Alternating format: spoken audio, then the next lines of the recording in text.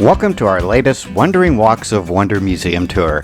Today we're headed to Springfield, Illinois for a virtual tour of the Abraham Lincoln Presidential Library and Museum. This museum chronicles the life of the 16th U.S. President, Abraham Lincoln, and the events of the American Civil War. Utilizing a blend of traditional academic research and modern entertainment techniques, this museum stands out as one of the most frequented presidential libraries in the nation. Alongside its extensive resources on Lincoln, the library also preserves the collection of the Illinois State Historical Library, established by the state in 1889. Situated in the state capital of Springfield, the library and museum operate under the auspices of state government and are independent of the U.S. National Archives and its affiliated libraries. Inside this museum, we'll see life-size dioramas that depict Lincoln's childhood home, White House areas, Ford's Theater presidential box, and significant settings from Abraham Lincoln's life. Our first journey takes us through the pre-presidential years of Abraham Lincoln's path from his rural landscape of Kentucky to the political hub of Washington, D.C. Spanning 9 different gallery settings, this journey will encapsulate Lincoln's relentless pursuit of education and the historical context of his era.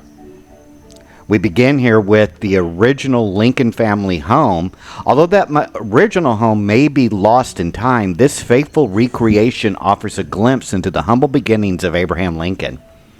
Nestled amidst the woods of Indiana where Lincoln spent his formative years, this reconstructed cabin has been painstakingly crafted from authentic mid-19th century log cabins.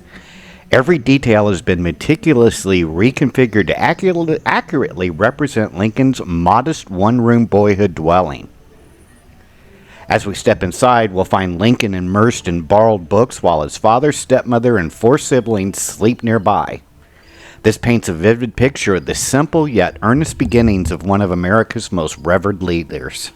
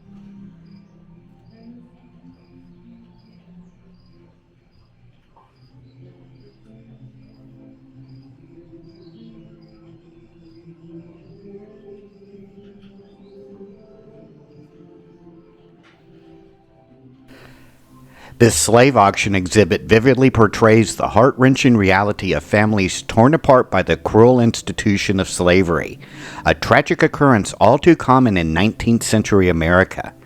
It captures the harrowing experience of individuals being auctioned off and separated from their loved ones, a poignant reminder of the inhumanity endured by countless people during the era. As for whether Abraham Lincoln encountered such scenes during his time working as a ferryman on the Mississippi River, there's no definitive evidence to suggest so. However, it is important to recognize that Lincoln's experiences and observations during his formative years in a slaveholding society undoubtedly shaped his understanding of the institution of slavery, as well as influenced his attitudes and actions later in life, including his role as the leader in a fight against slavery during the American Civil War. As we move on, this next exhibit shows us a recreation of Lincoln's early years in New Salem, Illinois. Here we'll see the Barry Lincoln store where Lincoln embarked on his first business endeavor. Here amidst this recreated ambiance, visitors we see a portrayal of the young and somewhat awkward Lincoln alongside Anne Rutledge. Legend has it that Lincoln harbored romantic feelings for Miss Rutledge, adding a layer of intrigue to the historical setting. This experience offers a glimpse into the personal and professional life of Abraham Lincoln during his formative years in New Salem.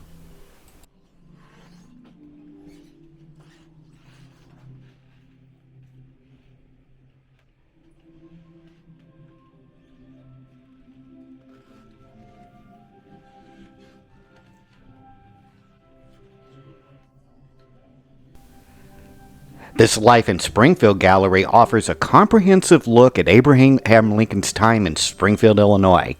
From its courtship of Mary Todd to his domestic life, legal career, and political endeavors, we'll take a look at the multifaceted aspects of Lincoln's time during this period.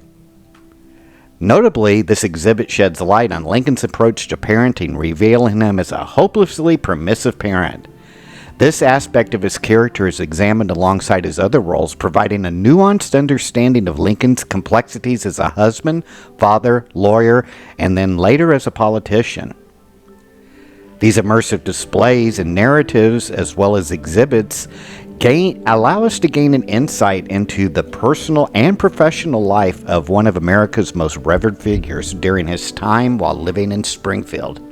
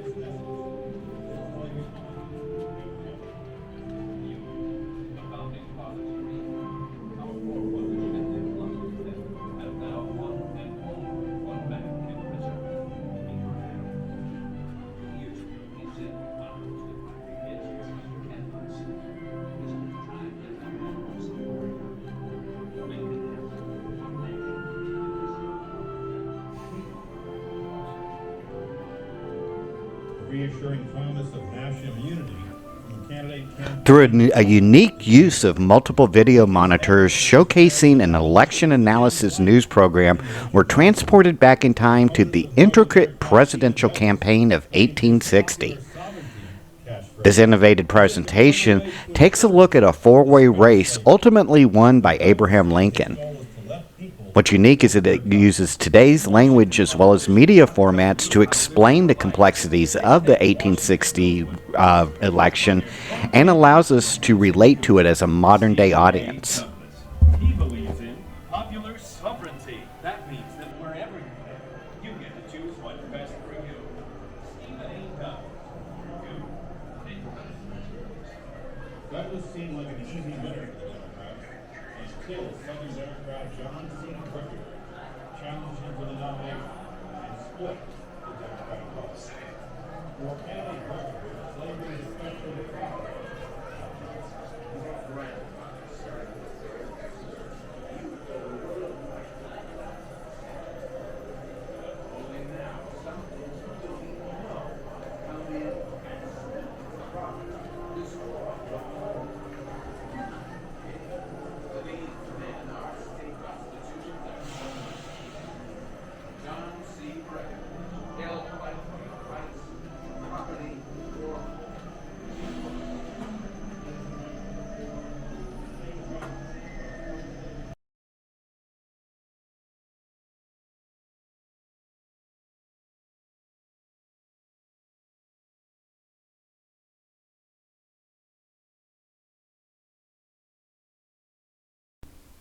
We'll now head into the second part of our journey in Abraham Lincoln's life, and that is the White House years.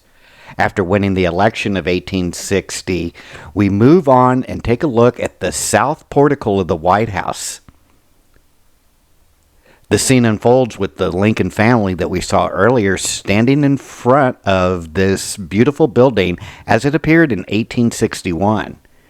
Here we see Generals McClellan and Grant who cast weary glances at each other, reflecting the tensions of the time. We also see Frederick Douglass and Sojourner Truth patiently awaiting the chance to engage with the president, embodying the spirit of social change and equality. However, just around the corner is the ominous figure of John Wilkes Booth, symbolizing the ever-present threat to Lincoln's safety.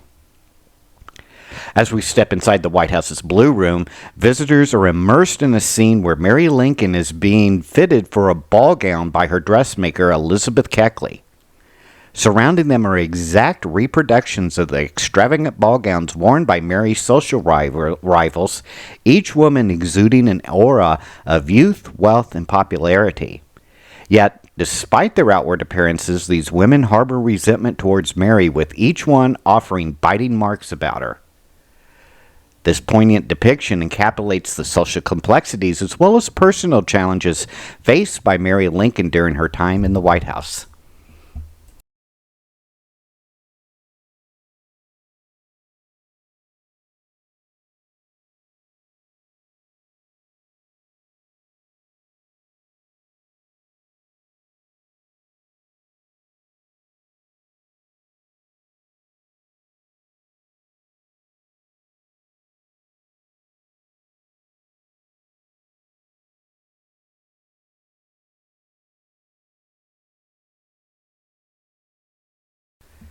Entering the Whispering Gallery, which is a haunting and surreal corridor where malevolent voices echo, carrying vicious rumors and unkind gossip about Mr. and Mrs. Lincoln. As we navigate through this nightmarish passage, we are confronted with cruel characters and scathing political cartoons plastered across the walls, each one aimed at attacking the Lincoln. The atmosphere is suffused with unsettled aura, which immerses us in the hostile environment that the Lincolns endured during their time in the public eye. It also serves as a stark reminder of the harsh realities faced by Abraham and Mary Lincoln amidst the tumult of their presidency.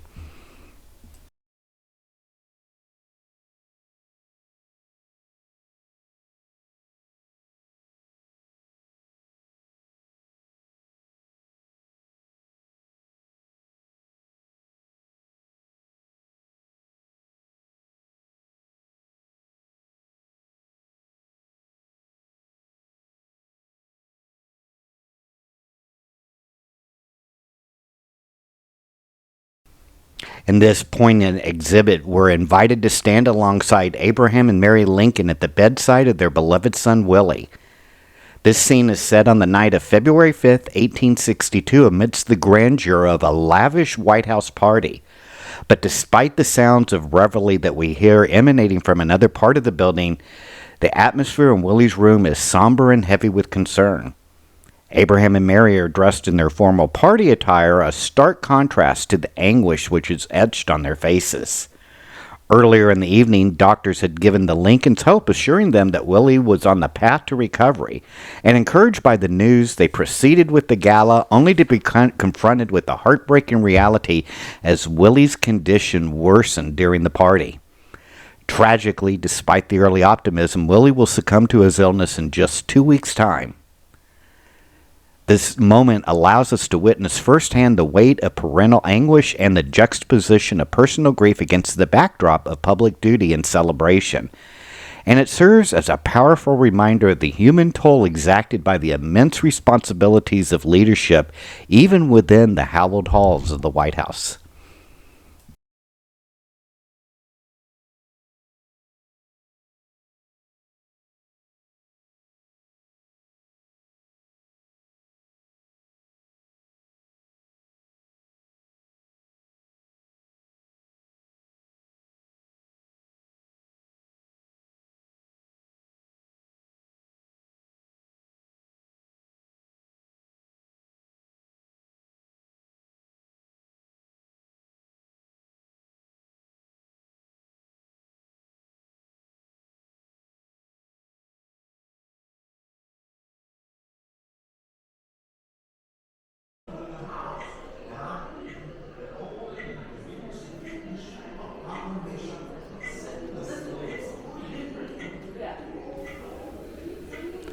We now step into Lincoln's War Office, a meticulously recreated environment that captures a pivotal moment in history. Here we witness a frozen moment in time as Abraham Lincoln concludes reading the first draft of the Emancipation Proclamation to his cabinet. The reaction is swift and unanimous, with each member offering their advice and concerns. Some counsel against the proclamation, arguing that it goes too far, while others suggest it doesn't go far enough to address the complexities of the issue. There are fears that such a bold move could drive border states like Kentucky to join the Confederacy, potentially tearing the Union apart. Amidst these various opinions, there are also voices that caution that perhaps the timing isn't right for such a significant declaration. This exhibit offers a glimpse into the intense deliberations and weighty decisions that defined Lincoln's presidency during the Civil War. It also underscores the complexities of the political landscape and moral dilemmas faced by Lincoln as he navigated the path towards emancipation and the preservation of the Union.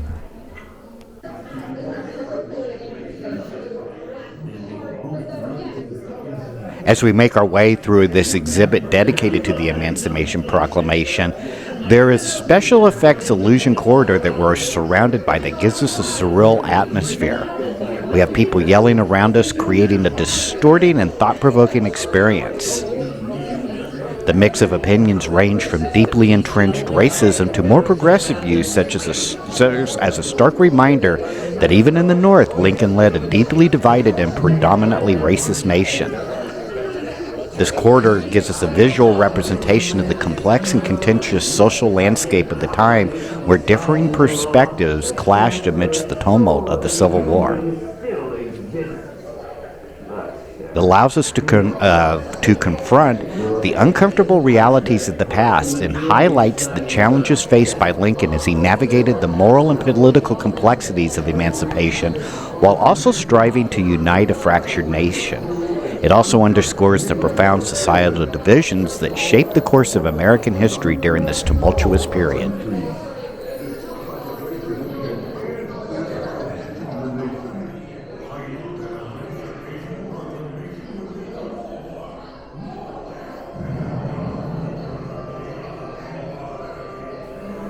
This next exhibit takes us through the Civil War period while Lincoln was in the White House. From various exhibits and artifacts, as well as paintings, we see the horror, as well as some of the triumphs that occurred during the Civil War.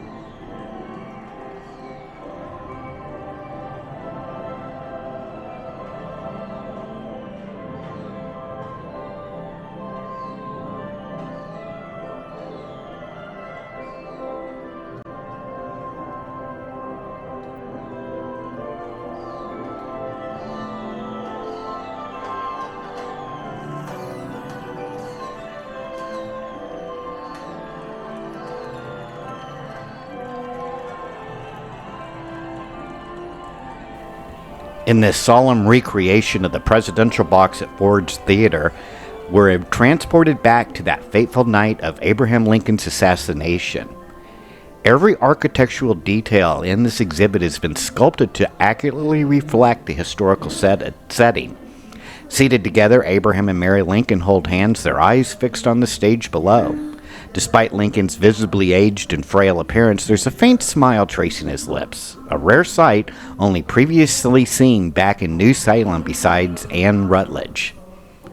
As John Wilkes Booth ominously enters the presidential box, his hand concealed beneath his jacket tension mounts. Mary's grip on Lincoln's hand tightens, and a tender moment is shared in the midst of the unfolding tragedy. In the poignant exchange, Mary questions her closeness to Lincoln, to which he responds with a reassuring and affectionate remark. Little do they know that this will be their final moments together, because at approximately 10:15 p.m., Booth perpetrates his heinous act, firing a Derringer pistol at point-blank range behind Lincoln's left ear. As the president slumps forward, fatally wounded, Booth swiftly escapes to the stage below. The theater erupts into chaos, with Mary's screams piercing the stunned silence.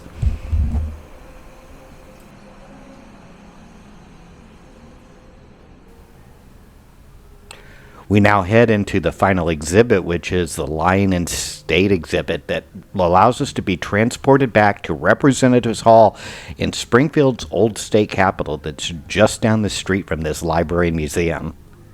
Crafted with meticulous attention to detail, this full-scale recreation is based on period photographs, historical etchings, as well as first-hand descriptions by reporters who witnessed the solemn occasion. This hall has been painstakingly recreated to capture the exact moment when Abraham Lincoln lay in state, surrounded by lavish and elaborate decorations. Having journeyed through the various chapters of Lincoln's life, we find ourselves in a solemn procession filing past his closed casket as we pay our last respects.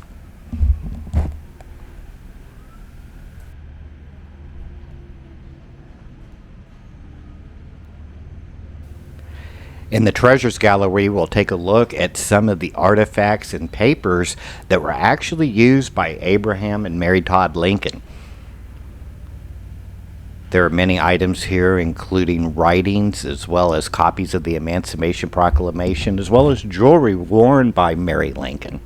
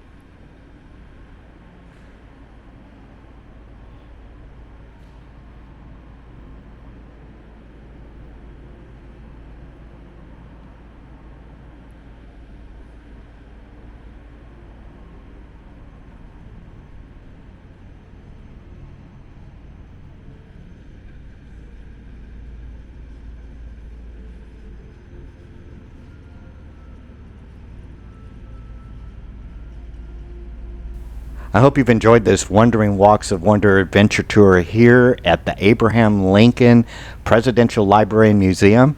If you've been to the museum, make a comment about some of the aspects of the museum you like the best, and also make sure to hit that like and subscribe button, and we will see you on our next Wandering Walks of Wonder adventure. Take care now. Bye-bye.